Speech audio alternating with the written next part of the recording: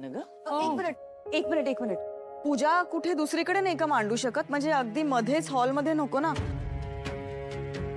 पार्टीचा लुक बिघडेल ना. अगं बाई, मग कुठे करायची पूजा?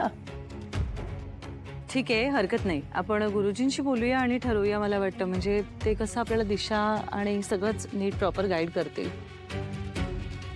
थँक्स. आजी, सजावटीची माणसं तर पोहोचतच असतील.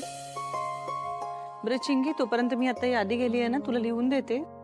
ते सगळं सामान घेऊन ये. हो वहिनी, आणते ना, चिंताच करू नका. उत्तम. मग मी आता ना गुरुजींना फोन करून मुहूर्त काढून घेते. आणि जे काही ठरेल ते मलाही सांगा. मला त्या केटरर्सना पण सांगायचंय. मला अजून ना एक चांगलं सॅलॉन पण शोधायचंय.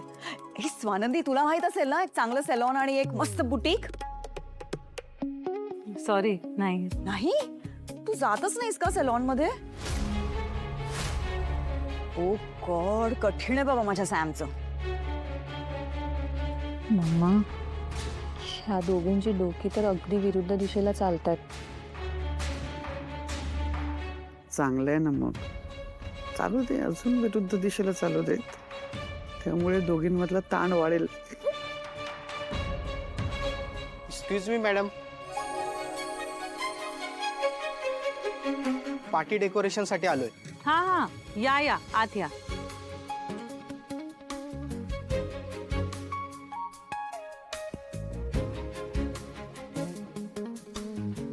चिंग, पाणी घेऊन या बरं त्यांच्यासाठी. नमस्कार. नमस्कार. हे बघा, पार्टीचं लाइटिंग करायचंच आहे, पण त्याच्या आधी आपल्याकडे पूजा सुद्धा होणार आहे. थोडं धार्मिक कार्य आहे, त्यामुळे ना आपण त्या पद्धतीने विचार करून सगळी सजावट करूया. फुलं माळा सगळीकडे आणि वातावरण असं छान शांत धार्मिक वाटलं पाहिजे.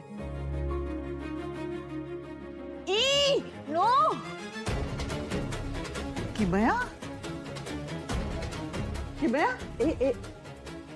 काय झालं काय?